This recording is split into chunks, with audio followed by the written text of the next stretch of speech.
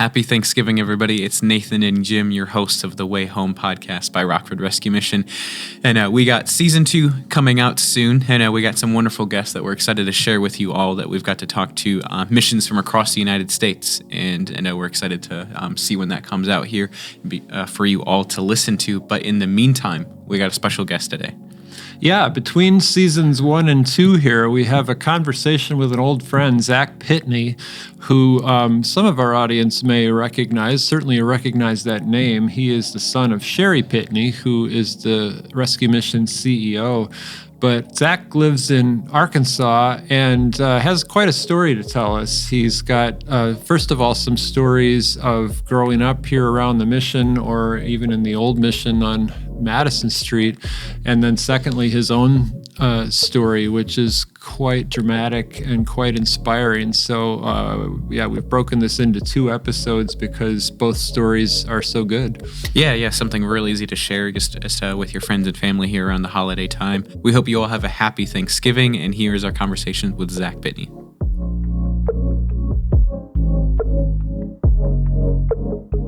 Well, let's keep going with what you were talking about, the mission over on Madison Street, and you lived there till you said 9 or 10.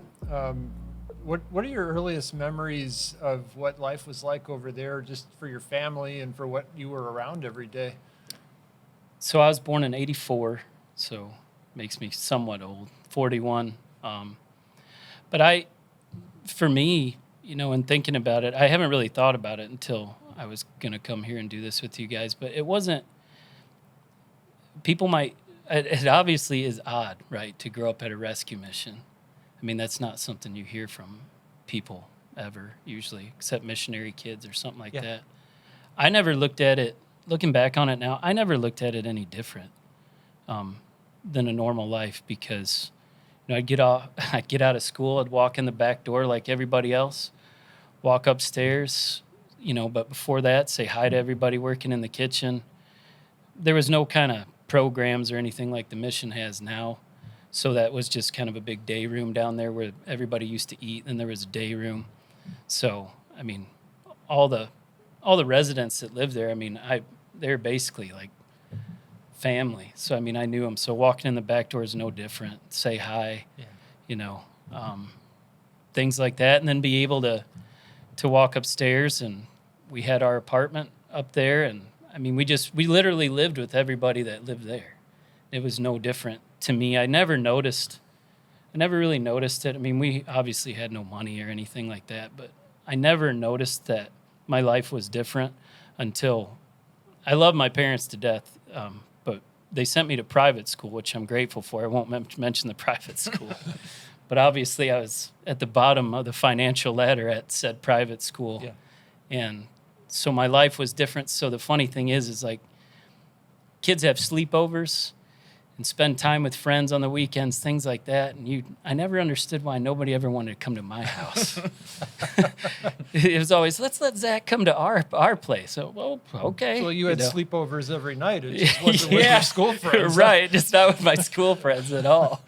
So, it was just basically a giant community. So, you had the fellowship and people eating downstairs.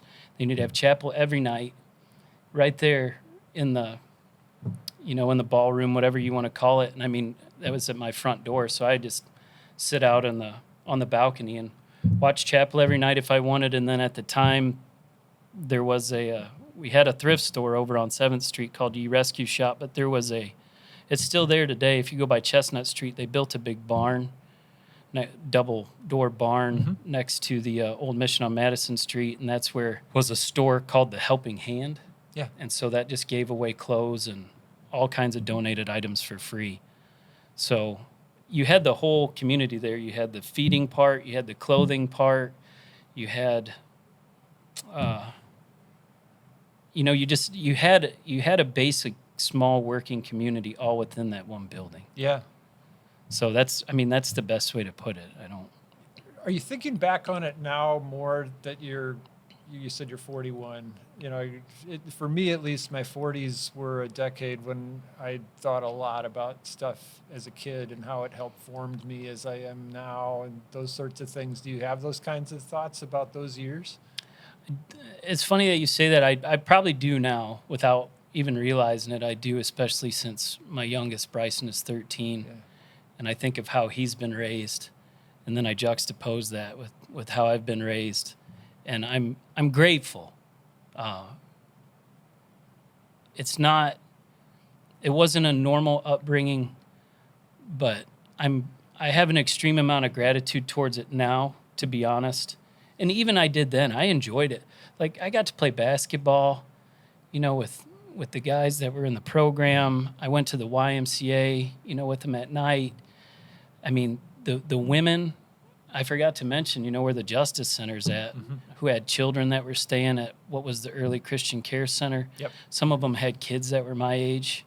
So, I mean, those were people that I played with. Those were people I associated with. So I look back on it now, and I'm really grateful because I got an opportunity that most people don't in the West, with Western Christianity. I got the opportunity to really see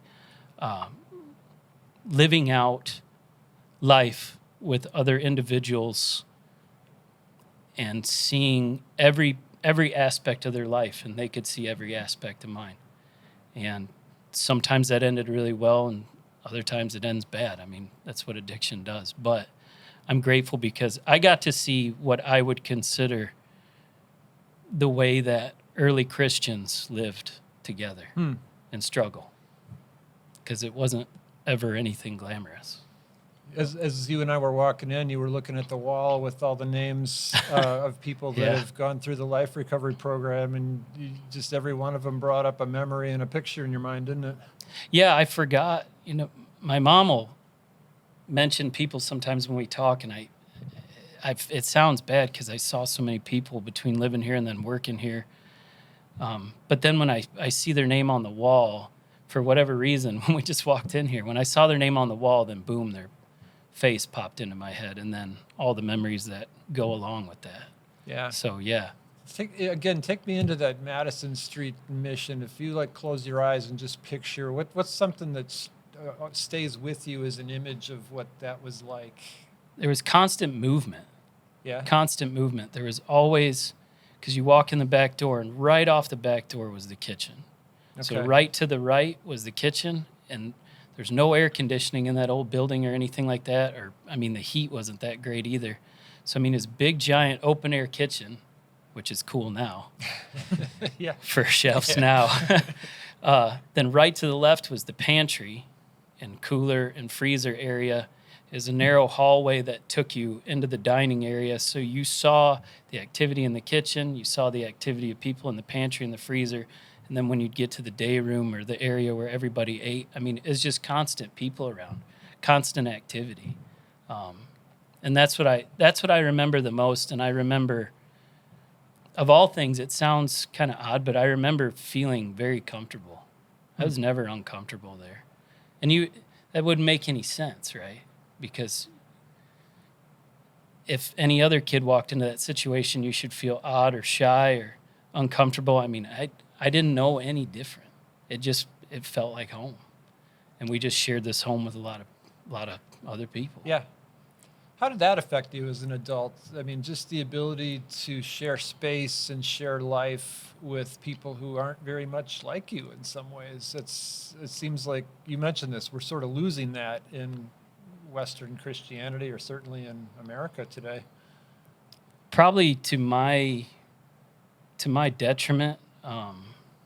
This sounds bad because the last thing I want to do is, disparage Western Christianity or the modern church or anything like that. But it made me, I feel more at home there than I do in what you would consider a modern setting in church. Yeah. And my biggest downfall was, in my mind, the two worlds weren't the same. And so I disparaged modern Western Christianity and really promoted and, made the life of a missionary and the mission that should be God's calling on everybody's life. And that's just not true. Mm-hmm. That's just not true. Well, elements of it would be, but yeah. And that's part of my testimony, as I've gotten older, realizing God's love, it bridges both of those categories. And so I guess I don't know if that's the best way to answer your question or not, but You went through some years that were kind of dark spiritually, right? Or at least yeah. darker than where you're at now. Yeah. Oh, yeah. Yeah. My 30s, when I worked for a Class 1 railroad, I worked for the mission until 2000, end of 2010. And the beginning of 2011, I went to work for a Class 1 railroad. So everybody would probably know it. I just can't say it. And they hired me, and I started as a track laborer in the engineering department, laying rail, putting in ties, surfacing, worked my way up to machine operator, foreman. And I've always had really good leadership skills, somewhat well-spoken. I get along with people well. I know how to motivate. And in 2013, they promoted me really fast to probably the highest position that you can get with a Class 1 railroad without a college education. And so they made me a project manager or a ARSA supervisor over a tie gang of 120 men and, 60, 65 pieces of equipment. And you work 8 days on, then you get 6 days off every month. So you basically work half a month and traveled all across the country putting in railroad ties. Yeah. And, what happens a lot of times is, for me at least, you travel all over the country, you live with people again, right? Which is interesting. We live together in hotel rooms. We live together on those 8 days that we're out there together. I mean, we spend every waking minute with each other, but the moments when I became a supervisor, the railroad paid for my room and my meals and things like that, so I was able to be by myself, which is nice. But the honest answer is what started is in 2013, because being in a leadership position over that many people and their livelihoods and their lives and the safety of individuals, because the railroad is I think the railroad's one of the top 25 most dangerous jobs. Mm-hmm. I mean, people die.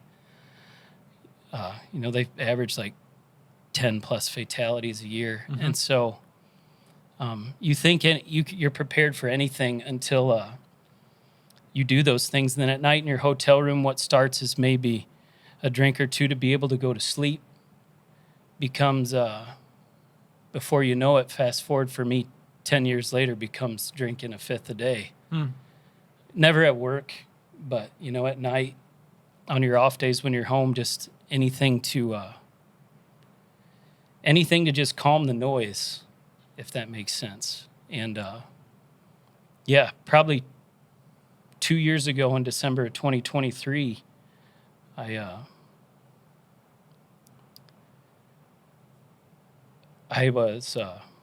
was coming home for the year. It was the day before Christmas Eve, and I was working in Nebraska, and I was coming home. And during this time that I'm talking about, this 10, 12-year period, I've always loved God, man. Mm-hmm. And but I walked away from the church, like I was telling you guys. Yeah, I walked away from the church, didn't have much time for it, like a lot of people say, I like relationship, I don't want religion, all those cliche catchphrases that people use, I use them too. And I came home, I think it was like December 23rd of 2023, and we live in Arkansas. We don't live but about 35 or 40 miles from Branson, Missouri. I'm sure a lot of people know where that's at. Sure. And I'd gotten drunk the night before because I knew I was going home the next day and I'd be off through the new year. And 2023 was one of the most stressful years work-wise I've ever had. And, got drunk. I woke up about 4 a.m, headed home. And when I got to Branson, I was so drunk, I drove the whole way home that day. And I got to Branson about 1 o'clock, 1:30 in the afternoon. And if anybody's ever been to Branson, there's a shopping center next to Lake Taneycomo. And I had to pull over because my hands started shaking so bad I couldn't grip the steering wheel. I don't know why I'm telling you guys this. But Keep going. I was sweating uncontrollably, and I was starting to black out. And I pulled over in the parking lot over there, and I called Myra, and I said, I think I'm having a stroke or a heart attack. I said, I don't know what's going on. And, we live about 25, 30 minutes away, and she was scared. And I was scared because I was probably having a stroke. If any doctors are listening, I apologize. But I mean, it took that long for me to sober up. And when I was sobering up, my heart was giving out. And she got there and sat with me till about 3:30, 4 o'clock. Her and Bryce and I refused to go to the hospital. I probably should have. But I refused to go to the hospital. And they sat there with me for a couple hours while I just kind of faded in and out sometimes of consciousness. And when I got to the point where I could walk, because I was even struggling to walk, I got in her car, and she took me home. And it took me a couple days, and I sobered up and had a good Christmas. And I realized that it was time for me to stop being in control of my life. And all of 2024 was a struggle. I still drank, not near as much, but 2024 was a struggle too. I mean, fighting through. We started going back to church. Got a lot of good people in my life now. Health was getting better. And it's coming up on a year now, but in September 2024, I was driving to work this time, to Nebraska, and I got to go up Kansas Expressway, which if anybody's from Missouri, you get Springfield, Missouri. Most people know Springfield, Missouri, and you go north on Kansas Expressway that takes you to Kansas City and then Nebraska. I just got to a point in my life where, people say crap or get off the pot. Yeah. I won't say the other word, but I'm driving, and in your life you think things are going pretty good, and then when you really want God in your life, he shows up in the most unexpected times. So I'm driving, and I pull off the side of the road because all of a sudden in my mind floods through my mind everything that I've done for the past 10, 12 years, whether it was being drunk or how I hurt my wife and our marriage. And I did everything in those 10 to 12 years. I did everything but hard drugs and physically have, an affair on my wife. Everything else you can read in between the lines because I don't want to glorify it. I did it. Yeah. And I pulled over the side of the road, and all those things came flooding to my mind in September of 2024. And I opened up 1 Peter for whatever reason, and I just started reading 1 Peter. And I just felt the weight of all my sin like I'd never felt before. And I wanted to repent, and I didn't know how. And I passed an old country church called Noble Hill Baptist Church. It's this little small church in Willard, Missouri. And I've never had, I don't know if you ever have, but I've never had God speak to me audibly, but he spoke to me for the first time ever in my head. He said, turn your truck around, go back. There's going to be somebody at that church that's going to pray with you. Because I said, God, I want to repent of all these things and give you my life, because it's sweet.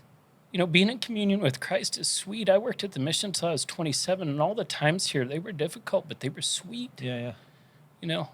And when I left, I thought I could handle all those things, but greed, money, having that power over that many people, all these things you think you have control over, and you don't. But I went back, and I just thought, this is crazy. I'm not hearing that. I don't hear that. So I go back and I keep reading 1 Peter. Why am I still reading 1 Peter on the side of the road, in Kansas Expressway outside of Willard, Missouri? Yeah. And I hear it again, go back to that church. There's somebody to pray for you. And I'm like, it's 9:00 on a Monday. Most people, especially in the ministry, Monday's like their off day for pastors, people like that. So we make deals with God, right? Like Gideon putting the fleece out for 3 days. I'm like, this is nuts. I'm not hearing this. And so I hear it again, go back to that church or somebody pray for you. So I make a deal, right? I say, okay, I go back. I'm going to go in the parking lot. If I don't see a car, then I know nobody's here. I'm going to leave. Yeah. So I go and I pull in and I sit there for probably 5 minutes because, I'm going to give God his time. Yeah. No Don't wanna car. rush him. Yeah, no car. Yeah, don't want to rush Yeah. him. No car. Okay, I'm getting ready to pull out. Got my hand on the gear shift and it says, no, there's somebody in there. I'm like, no way. I want to actually leave and I can't. I physically can't get my car to go into gear and leave. So I open the door. I grab my Bible. I open the door. And I walk towards the church. And I do see around the corner that there's a vehicle. So in my mind, I'm like, great. It's probably a church secretary, some young woman. I'm going to scare her to death. Here I got work boots on. I'm covered in dirt. I'm on my way to work. I look horrible. I'm going to scare whoever's in here. So I open the door.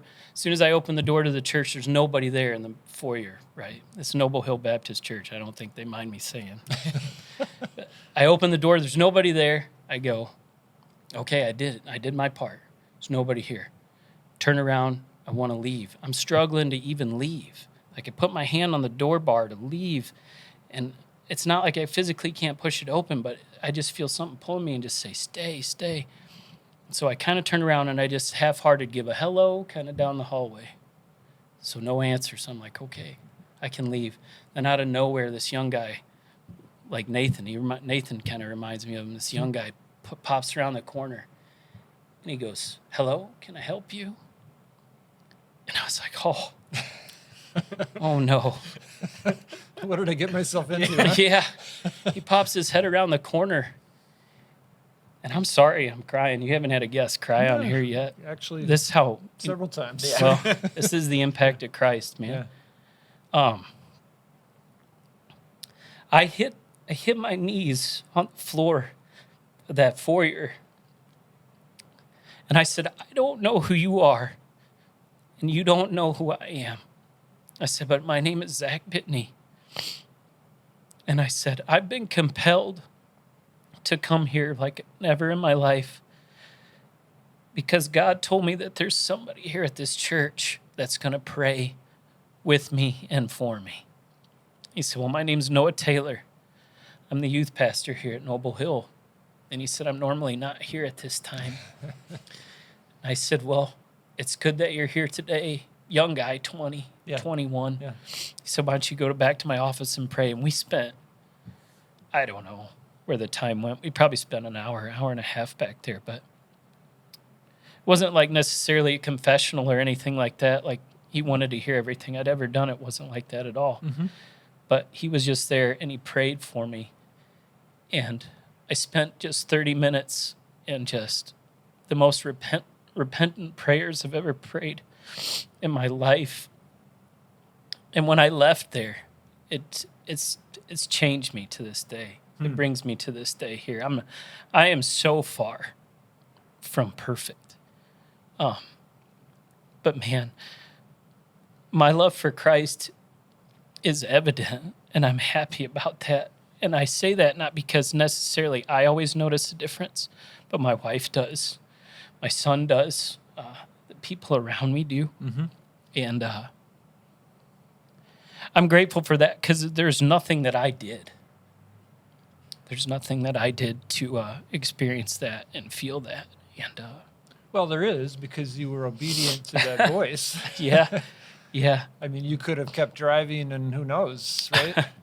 I never thought about that, Jim. I could have. I just I'm really wary to give credit to anything, that I've ever done. Yeah, understood. But I've been helping a guy lately that's kind of on the cusp a little while ago of losing his family. And same thing, as me, same thing. Because railroaders, man, are tough people. We live a tough life. Mm-hmm. There's so much divorce, drug use, alcoholism. I mean, people don't understand what a traveling. It's great money. I mean, I'm not going to sit here and lie. It's good money, and it's taking. That's why when you asked me earlier, you said, "Do you like what you do?" My answer was, "I like what it does for me. Yeah. I do." But man, the amount of divorce that I've seen, drug addiction, alcoholism. One guy that actually worked for me was a convicted serial killer now. I mean, it's a mix of people, and what it does to families if you're not grounded, it destroys. It destroys, and we all do it because we think we're doing the right thing and taking care of our family, and we are. But man, the isolation and the time on the road and the time in hotel rooms and the temptation and those things that are out there, man, if you're not grounded or have a group of guys that are grounded around you, and I didn't. I had good friends, guys that are still friends to this day. Yeah. But if not, you'll lose it. And this gentleman, you know, he's close to losing it. I think, you know, he's getting the right help he needs, and we're moving forward. But I hung up the phone with him about a month ago or so, and Myra was sitting next to me, and I broke out in tears because she heard the whole conversation and she knows who this guy is. And I said, I might know the answer to this, Myra, and I might not want to know the answer. I said, but you just heard everything he just said. And I said, was I better? You know, just trying to be human. I said, was I better or was I worse than what you just heard? And she said, you were much worse. And it made me break out in tears because of how much my wife loves me, how much she prayed for me, and how good God is.